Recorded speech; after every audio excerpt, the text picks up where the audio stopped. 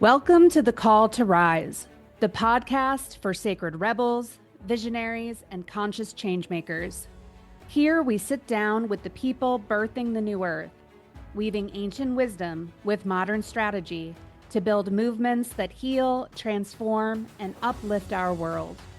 I'm Mackenzie Darling, your host, inviting you into honest conversations, practical tools, and hard-won wisdom to awaken your power and to inspire you to answer the call to rise and to meet this moment in history.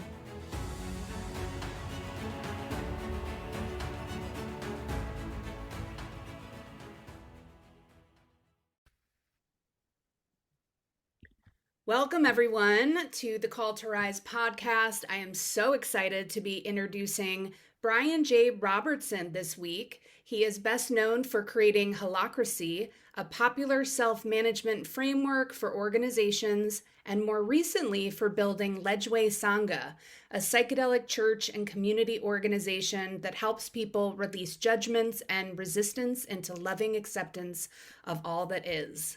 Welcome, my brother. How are you? Oh, wonderful. Thank you. Thanks for having me. Yes, I'm so excited to have you. And I just feel like you're a brother from another mother. We have so much overlap in our work. And I'm grateful to Mike Margolis. Shout out to him for introducing us. How did you get to the threshold of decentralized leadership and holding power in this way with Holacracy? Yeah, it's been a long road. I've been doing this for, oh man, it's approaching 3 decades now in that Wow. path. Yeah, I got started quite young as an entrepreneur, and in I started my first company with this longing, this sense of there's got to be a better way to do this. I had been in other companies, and the politics and bureaucracy and all that just left me like there's just got to be a better way. And so I started my first company to be a laboratory and experiment. And for the next 7 years in that company, we just tried every management idea, framework, whatever we could find. And then we started pioneering and creating some of our own and kept what works, threw out what didn't. And after about 7 years of that, we had the early version of Holacracy kind of shaped up. And then I left that company and started my next one to take that to the world. And just got really fascinated by how we humans organize and make decisions and work together and expect things from each other and all that stuff. So I've been doing that work for a while until several years back when I shifted and started focusing mostly on what I'm doing now with the psychedelic world. I feel like governance and power literacy is what holds us all together, and it's a conversation that isn't being had enough of the time. And we've been used to this hierarchical, top down type of system. And it's exciting to see as we grow consciousness, we're waking up to more of a mycelial network. So it sounds like you were very ahead of the curve and the pioneer in this work. So thank you for bringing this forward for us. Without even knowing Holacracy, I had similar frameworks within movement building. I've been really trying to get people out of the mindset of not building a business, but more we're building a movement because that's looking to future generations and more decentralized power.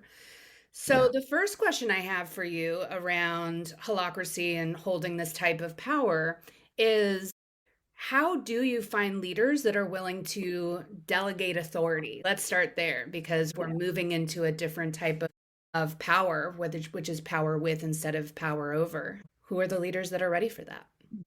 Yeah. So, well, one, I think it's useful to hit just a mistaken assumption, which a lot of what we might see as resistance on the surface or not ready or whatever, I think is often just a very practical stance where, people have stuff they need to protect. They need to get stuff done. There's things they're responsible for. And there's a lot of approaches out there that may sound like great ideas, but they just don't work in practice. And so, part of I think what what we do with holacracy is just show the practicality of it. It's just a pretty concrete, practical tool for figuring out who's going to do what and clarifying that and evolving it, which any organization needs. Whatever framework you want to use, you got to answer those basic questions of who's going to do what and who makes which decisions and within what limits and all that stuff.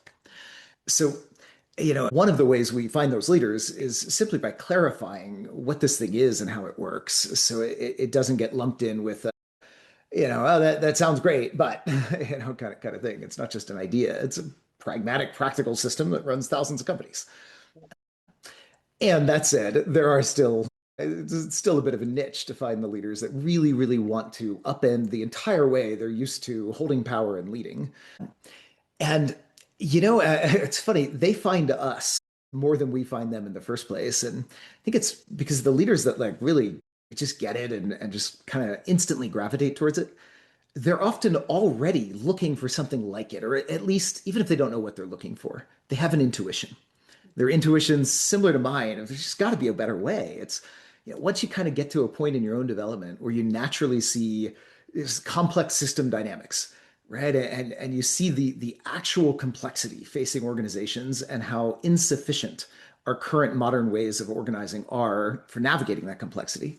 There's often a hunger already.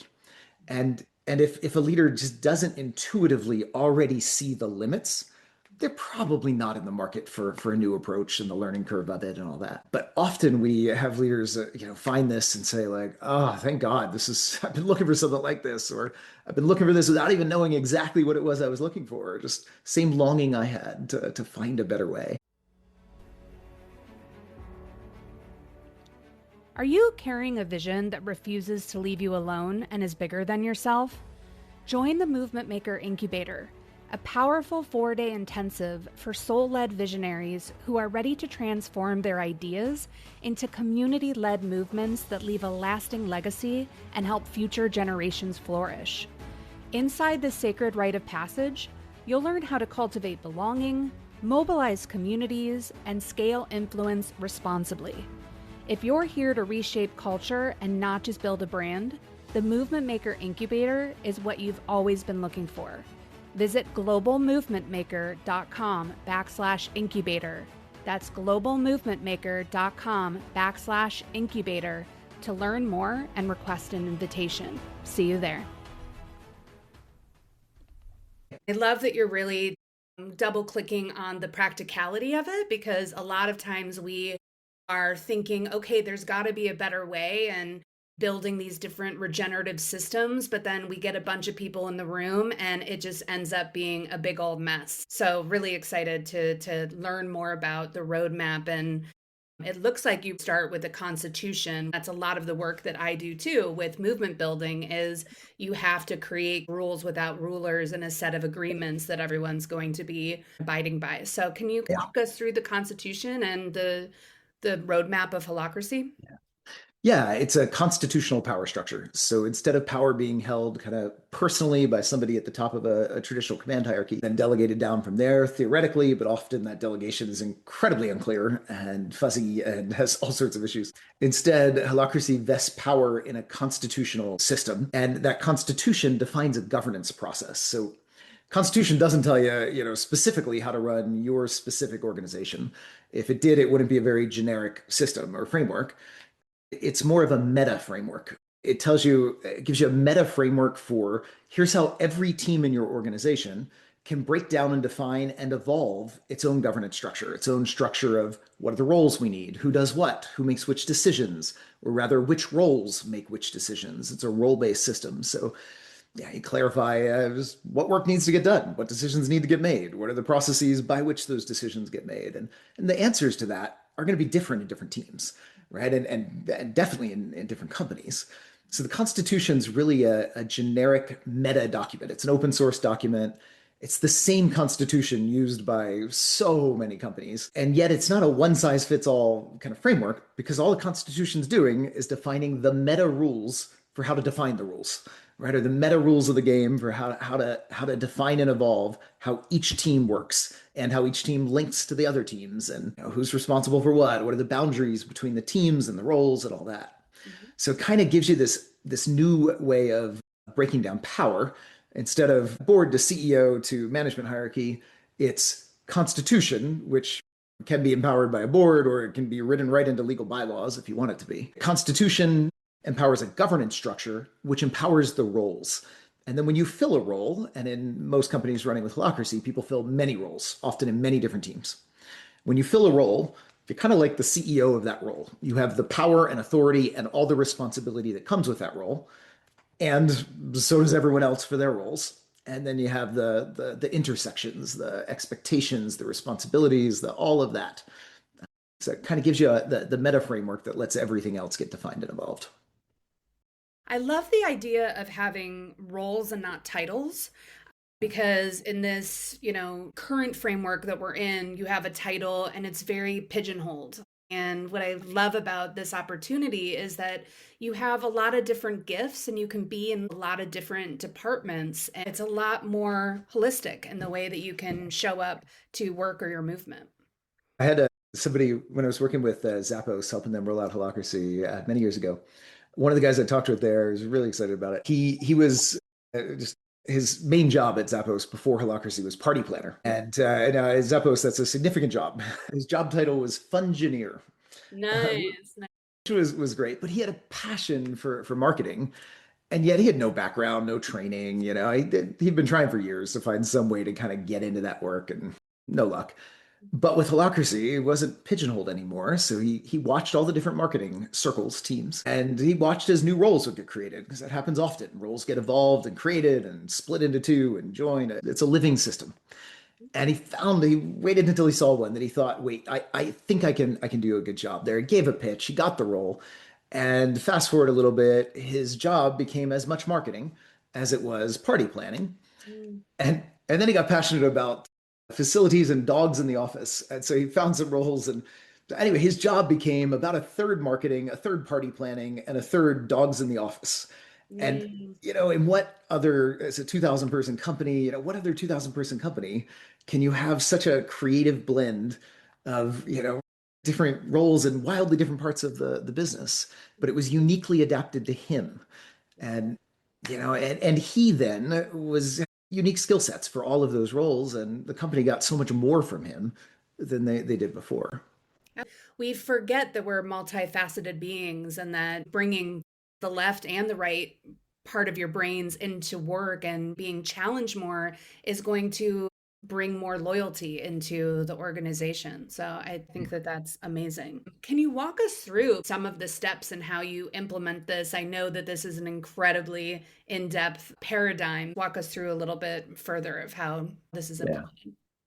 It often starts with the shift into the constitutional authority, right? So usually there's some symbolic act of the current power holder, CEO, whoever it is, signing the Constitution and effectively saying, I'm putting the power of my office into this Constitution. It is now empowered by, but like a king ceding power into a defined constitutional governance framework. Now, the CEO usually retains the ability to throw it out, and we encourage this at least until some companies way later will adopt it legally, and then it's more entrenched. But when you're new to it, you want to be able to test it without betting everything on it. So the CEO retains the authority to remove it, but makes a commitment, which is I'm not going to break the rules intentionally. I'm going to do my best job, the best I can, best effort to align with these rules, and you all can hold me to them until the point in time where I say, I've determined this is not the right framework for us. I'm going to throw it out, and that will be a conscious decision, not just a, personal use of power and everyone do what the CEO says, right? Yep. Now, there's a common mistaken idea here that the CEO is somehow getting less power through this, right? Which is not actually the case, right? It's much more accurate to think of it as it's raising power of everyone in the system, not reducing the power of the CEO. It's giving everyone access to the same tools. Everyone, including the CEO, can go propose things in a governance meeting, can lead their roles, whatever roles they fill, with a lot of power and authority. So it's really trying to create more power, a bigger pie of power, not distribute what's there from the CEO. In fact, if anything, as a former CEO, now runs in a lot of holacracy organizations, works in a bunch, I can tell you, I feel far more empowered in these organizations. It's easier for me to drive change and get things done. It's just easier for everyone else too, Yeah. right? Up until this point, leadership has been power over, but actually, the real job of a leader is to inspire more leaders. It's to Yeah. fan their flame. So that's exactly Yeah. what you're doing. Yeah, Amazing. I love it. I use that in my trainings actually all the time, right? Like that's do you want to be the kind of leader who creates followers or do you want to be the kind of leader who creates leaders? And Exactly. if you want to be the kind of leader who creates leaders, there's this irony of empowerment, which is if you're in a company and if you need someone else to empower you, you're in a fundamentally disempowering system, right? That you can't escape that. If somebody needs me to empower them, they've got an issue, which is where the constitutional approach kind of sidesteps that by saying, what I'm going to do is empower a system that everyone can find and use real power within. So it's no longer in this trap of I'm empowering others, which is fundamentally working against the thing I'm trying to do, right? Now we have a system where everyone can find and use real power. And once that constitution's there, then we kind of map the initial roles. And this is one of the big pitfalls companies run into where they try to change everything. And what we tell them is, no, no, no, that's the whole point of this is an evolutionary system to slowly evolve or quickly evolve when needed, but evolve your organization to be a better fit for its purpose and its work in the world. So don't try to change everything up front. Just map what you have now. However things work now, map it into this kind of language, this role structure, and then start running the processes. So Holacracy adds a governance process into every team where anyone filling a role in that team can propose changing the structure of the team. Now, this is not the same as everybody trying to jointly decide on specific operational decisions. So, for example, for many years, I ran Holacracy One, which is a training consulting company, and we did trainings on this all over the world, and we would never use some big collaborative group meeting process to make little decisions like, what specific hotel do we want to use for our next training? Rather, we use a governance process to set up which role makes that decision within what constraints. So we had a role that had the authority and the power to choose hotels for a training, but they had to do it in a city we had a person filling a more market focused role. They would identify our target cities. So the person choosing the hotels in that role could choose hotels, but the hotel had to meet the requirements of the trainer role, which I filled. So, Wow. now we're breaking it out. So I can say I need a room with windows, this much space. Here are some of the just key requirements I have. And so everyone knows the authority they have, but also the constraints. That's what we update in the governance process. We're not choosing the specific hotel. We're defining the authority structure and empowering people to then go lead and make autocratic decisions. And this is one of the interesting things. Holacracy is more autocratic than a management hierarchy. And it's Autocratic? also autocratic, individual authority to make Okay. a decision without having to get buy-in, talk to the group, which is ironic. This is one of the fears and misconceptions people have. They often worry that this is going to be some consensus, just as I call it, the tyranny of consensus, where everyone has a voice, but nothing can get decided. Isn't that true? I have been in so many organizations, especially conscious organizations in the psychedelic field, Yeah. which we'll be getting to, where it's like everyone has to be heard and Yeah. constant processing, and then people burn out and leave. Totally. Yeah. So Mhm. it avoids that by saying, look, when it comes to operational decisions, we're going to give people a lot of autocratic authority and we're going to define the limits. Like our venue selector role needs to honor the requirements of the trainer or whatever. And then we're going to update that in the collaborative process. So the governance process is how we evolve the power structure, the expectations, all that stuff. And I'll give you a little example. Even that one is not a consensus based process, but it is highly effective at integrating many perspectives. But you're not looking for, buy-in and agreement. What you're looking for is anyone can make a proposal to solve a tension, as we call it.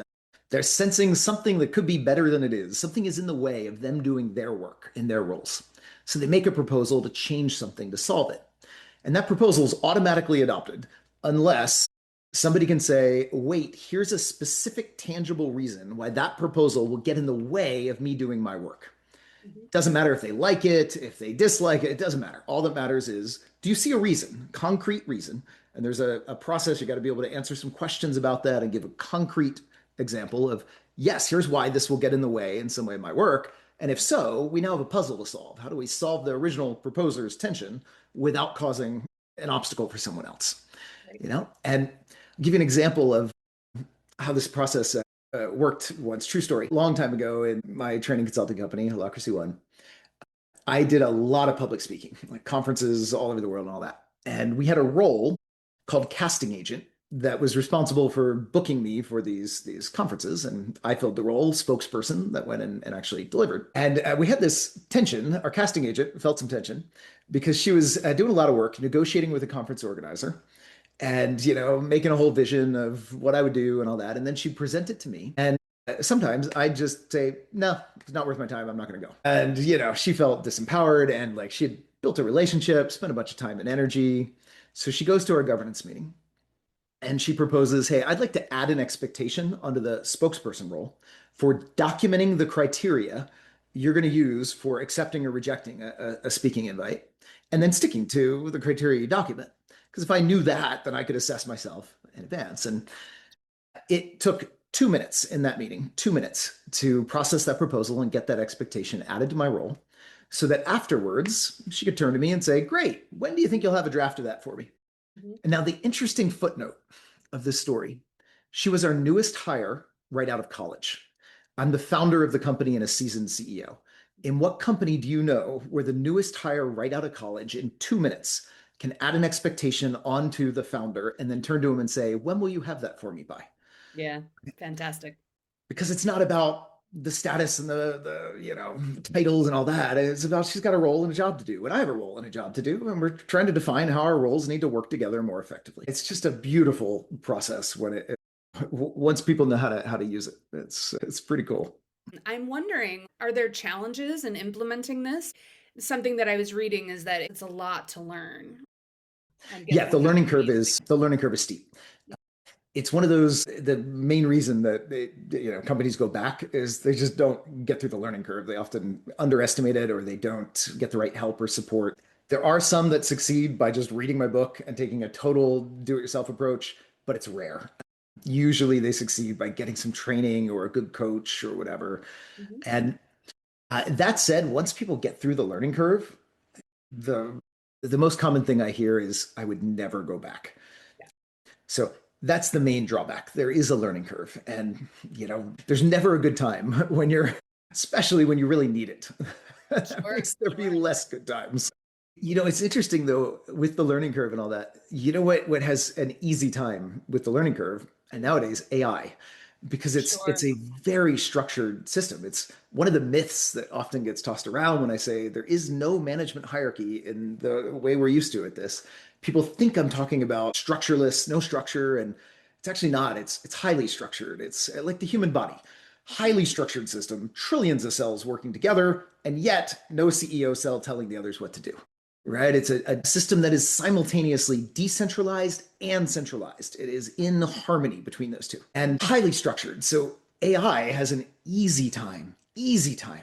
It can read the Constitution like that, know all the rules. It can read your governance structures. So one of my other companies, Glassfrog, is a software tool that is used by a lot of companies doing this to just capture their structure. And we're now adding in a whole bunch of AI support because we found, wow, even while this learning curve is difficult for humans, it's really easy for AI, which can either help humans or you can just assign roles to AI and they have all the context. I've seen AIs proposing changes to the governance structure to other AIs filling different roles who are Wow. responding to it. And it's amazing what AI can do with this. It's pretty cool. Before we go any further, I want to speak directly to the revolutionaries that are listening. The ones who know that their lives carry a deeper purpose of service in this moment. If you can feel that you weren't meant to simply succeed inside the old systems, but to help reshape what comes next, this invitation is for you. I've created the Movement Maker Archetype Quiz, a powerful tool that reveals one of 7 leadership archetypes emerging right now to guide us through this threshold moment in history. This isn't about personality.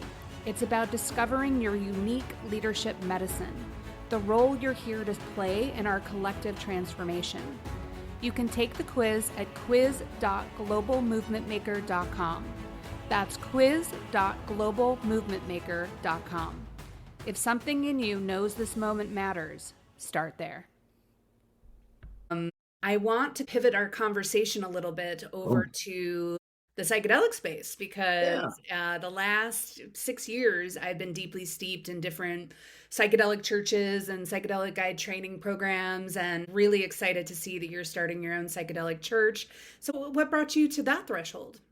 A lot of psychedelics. A lot of psychedelics, that'll do Um, it. I mean, I've been on my own personal growth journey. Yeah. Holacracy tends to be extremely catalytic of personal development. It really holds up a mirror to a lot. And it makes it, yeah, it's hard to play victim in a system that is constantly holding up a mirror to your power. It's hard to project in a system that is constantly holding up a mirror to your expectations and the unconscious ones you smuggle in, right? It's very, very developmentally catalytic. You start adding psychedelics on top of a lot of holacracy practice, and it does some pretty cool It'll blow things. your mind. Yeah. Yeah, and honestly, I was bored. I love holacracy. I've been doing it a lot of years and looking for something new and something next. And at first, I just started running very informal, just a bunch of friends hanging out, and we'd take some medicine, and that was years ago, and it was beautiful.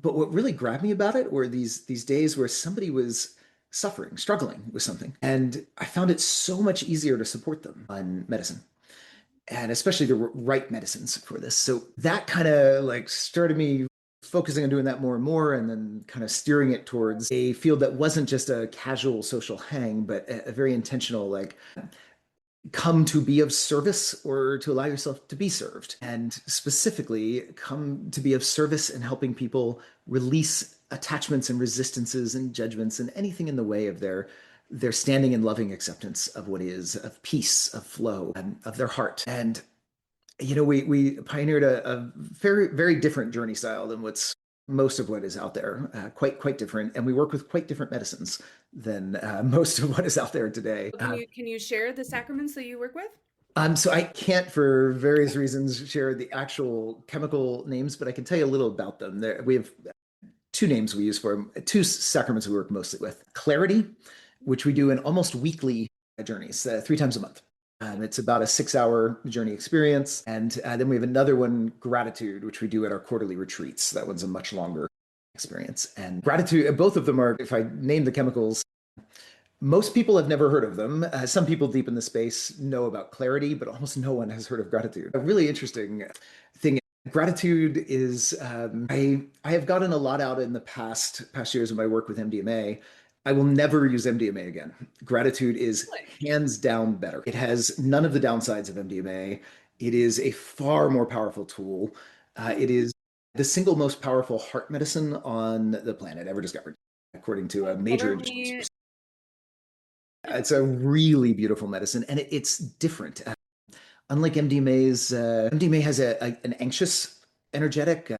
It's almost like with MDMA that the feeling is, I need you to know how much I love you, and so Mhm. it's very needy. It's an anxious, grabby, needy energy. Gratitude is pure, mature, devotional love. It is the essence of gratitude, and it is totally grounded. It's not an ungrounding medicine. Like, and I don't work with MDMA, and Ledgeway Sangha is the name of the organization, and clarity is a medicine of sovereignty, clarity, alignment. It helps you really sense where you are, and it doesn't decrease cognitive, unlike a lot of psychedelics out there.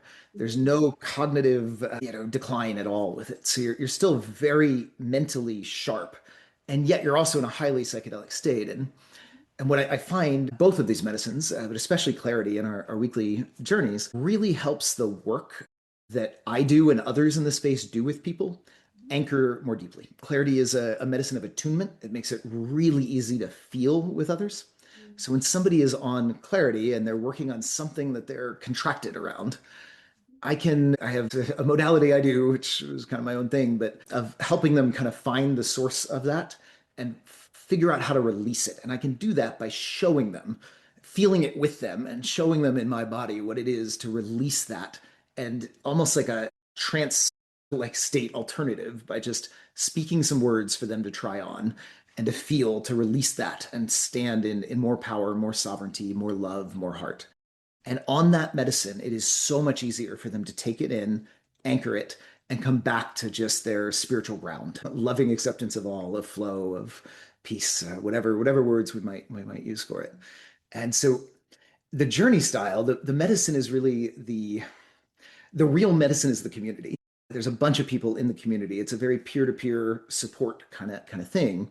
The medicine just helps people get into a state where they can take that in and anchor it more deeply and kind of find their way back to this peace, this joy, this love, this flow. Find their way back to a more divine ground, whatever language you want to use. But yeah, so unlike a lot of psychedelic groups that kind of throw big medicine at people, and the medicine does the heavy lifting, the medicine does the work. That is not what we do at all. We use lighter medicines. It's the community and the people there that do the work. The medicine just kind of lubricates that, and then you get this stable community because people are coming here multiple times a month for it, and it's not. Most of the psychedelic world is so worried about integration because the way they do the psychedelic is not integrated into somebody's life. So of course they have to worry about integration. But this model is integrated. It is, it's just integrated into their social life, their fabric. They hang out with people between these journeys all the time. It's people meet their friends, spouses, business partners at these, So it becomes this just natural integrated way of we come here to practice standing in love, to practice just being love, as I say. As I said, I've been the chief of staff at several different psychedelic training schools and churches. And I went through a 2-year seminary training program to become a minister and then hold the sacraments. But it was a very one-on-one guiding experience where about quarterly they would have the ministers have a group ceremony. And I was calling that out because this is a very westernized way of holding this medicine. Actually, indigenous, you are all within community and then you also live within community. So exactly what you're saying, there is no need for integration circles because life is an integration circle. And you were even talking about that with Holacracy. Like, when you are in a governance model and in community, your shit and your like mirror is just continuously being reflected back to you. So life is one big integration. And there's also something magic that can happen that when people who know you and love you see you unable to let love in or in your own just suffering and contraction, and they genuinely care and they see you over time, there is a magic they can do that is almost impossible to get from a facilitator that is not somebody closely integrated in their community who doesn't know them and love them in a very personal way. I mean, sure, you could just stand in a universal love of everyone, but it's not the same as somebody that is seen you, knows you, your journey, and that can keep working with you over time for years. And the level of transformation I've seen in people that have been coming for, a year or two it's shocking. It's shocking. It's so much more than just, sending somebody to an ayahuasca retreat every, 6 months or whatever. So much more. And when they do go to the ayahuasca retreats or whatever, it makes it so much more powerful. Community really is the biggest medicine. A big part of my work is trying to teach organizations and startups how to turn their customers into co-creators around a shared mission because, right? Because we are in a spiritual existential crisis and we're constantly consuming. But what if you actually had a mission that was larger, its transcendence? Like you look at Patagonia, they're one of the only organizations that have done that. And so especially in this world that is all about becoming faster and speeding up in AI, it's that belonging piece and that community piece. But so many times, and this is a huge part also of what I teach in my incubator, is how to build a community-led movement. We're not starved for community. There's a million different communities out there, and I'm sure you'd agree. You go to a community, you go once or twice, and then you don't come back. What it is we're starving for communion. We're starving to belong, and you need to actually design for belonging and interconnection. And so just you offering a weekly touch point, that is designing for communion and true belonging. Every episode of the Call to Rise podcast is about the changemakers and movements reshaping our world. But the podcast is just the beginning. On my Substack, I open the door wider, sharing my personal journey with movement makers, the wins, the struggles, and the behind-the-scenes rituals that help leaders birth what's next. If you're ready to go deeper into the frameworks and practices you hear me hint at here, join me at globalmovementmaker.substack.com. Yeah. And it's exactly what we see. And there's also a very different, as I call it, a norming function, where a lot of more conventional communities today, what I see the norming or who belongs and who doesn't is often something like the like-minded, like principled, there's like a set of values that, everyone here will kind of generally norm around these values or these principles or whatever. And we actually don't norm with those things. In that, if you do, there's an inherent judgment in there that people will feel. There is a threat of exclusion if they don't believe the right things, if they don't, value the right whatever things. So for us, I capture my own goal with this of make love the norming force. And what I mean by that is I don't care what value system somebody comes in with. I don't care what they believe. This is, we're technically legally a church, but I think Sangha is a better fit from the more peer-to-peer community connotation of that. But it's there's no doctrine, there's no dogma, there's no set of beliefs you have to believe, because we're focusing on direct experience, and the direct experience of standing in love, standing in loving acceptance, which allows room for very different ways of making sense of the world, very different value systems, very different beliefs. I know we do care how people behave if they have impact, especially if that impact is chronic from some kind of shadow or unconsciousness. That will be dealt with. There will be boundaries held, and we've had to do that, but always in love, never in, you believe the wrong things or anything like that. And so as a result, we have people with widely different value systems and beliefs and all that who make their way into this beautiful, loving communion in this community with others.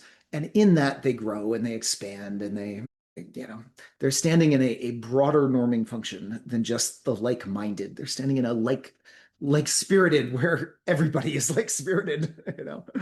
I was just working with another psychedelic church, and I think what's really exciting about this moment is that direct experience, because a lot of these religions have had that power over, let me tell you your relationship to God. And so it's a really exciting time to have that least dogma and that direct experience. And I especially loved on your website when you said, we're not building priests, we're building mystics. That felt really, really great. Like even, and this could be my own traumatization around the word priest and the word religion and all of these things, right? These hold a lot of weight.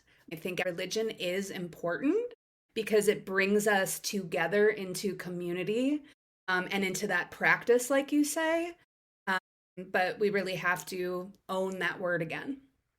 Yeah, I mean, this is where all religions started. I'm sure is not with some doctrine or text. It's with direct experience.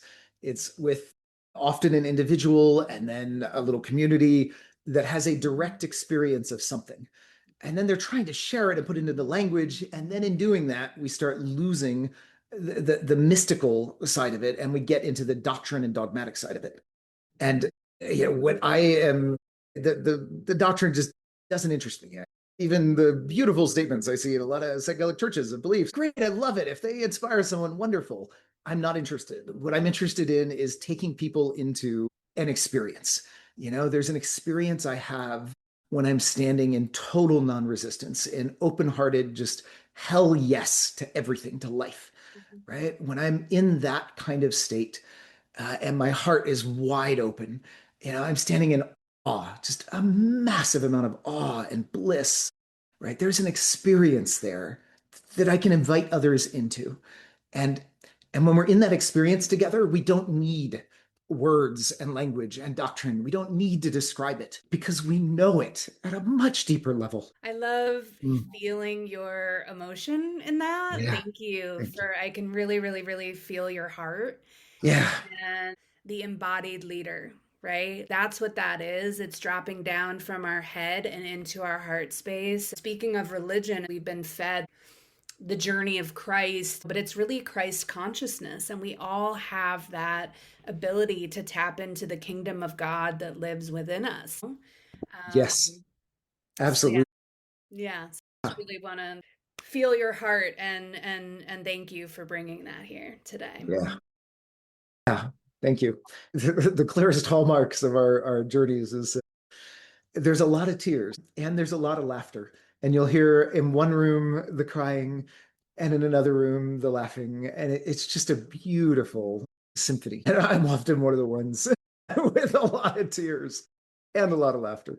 Well, it's the human experience, right? And I think also what I love about the new wave of leadership is being able to show our full human expression. I think Yeah. that's something else that has just been really detrimental in this patriarchal stew that we live in, is that we're not able to show our transparency and our messiness and be able to say when we've made a mistake or when we're sad or when we need help, because it's just been all this hierarchy. So yeah, thank you for giving us the tools to be able to lead differently. And I'd love for you to share with my audience different ways that they can get in touch with you and your work. Yeah. So for those that are interested in the psychedelic world, you can go to our website, ledgeway.org. Just Ledgeway, just like it sounds, Ledgeway. Ledgeway.org. You'll see our retreats on there. Our retreats are open. There's a screening process, but people can join one of our retreats. Our weekly drop-ins are invite only, but there's a form on the website to request an invite, and they go out to our members. And if one of our members is inspired, they'll reach out and schedule a call and talk to somebody. But the retreats are a real nice way, especially for people not local. We're in Austin, Texas, and you can find a lot more on the website there. I've done a bunch of podcasts like this as well, if people just want to kind of stick a toe in and learn a little more. And then if people are interested in my work with Holacracy, you can just Google it, but holacracy.org. This one is spelled a little unintuitively. It's HOLACRACY.org. We'll get you to more about that. And I love, in our drop-ins, one of the other ways we create this magic. I actually had a facilitator recently, facilitated his own psychedelic community in Arizona, was traveling around going to different retreats. And he came to ours and he said, "Oh my God, this is hands down the best retreat I've been to, including my own." And the reason why, though, was not anything particularly magic. It's what we do is we ratio control our journeys and retreats. So more than half the audience, often 2/3 or maybe even more, are these regulars who have this deep bond and have been doing this work with each other and are there to be of service. And then we have the rest intentionally open for guests, because that's why the rest of us also are signing up for this. We don't want to be a little inward focused, insular. We want to let others touch this and experience this way of relating, of community, of being, and offer what value we can on their journey when they cross our paths. So when people come to our retreats or our we call them drop-ins, our weekly journeys, they're getting to not just touch the medicines and the modality we use, but they're getting to experience this cultural field that has been nurtured and built for years. And I think that's really where some powerful medicine is. They're learning, they're getting to experience a new way of loving in community. What a powerful way to end on that. Thank you so much, Brian. Now I'm going to have to hop on a plane and come to Austin and do a Please ceremony do. for you for sure. That sounds incredible. Love that. Thank you so much. This has been such a rich conversation. Thanks everyone for listening, and tune in next time. Thank you. Thank you for listening to The Call to Rise. If today's conversation stirred something in you, subscribe and share it with a fellow movement maker. And join our community at globalmovementmaker.com. Till next time, keep leading with courage, keep weaving ancient wisdom with modern strategy, and always remember to answer the call.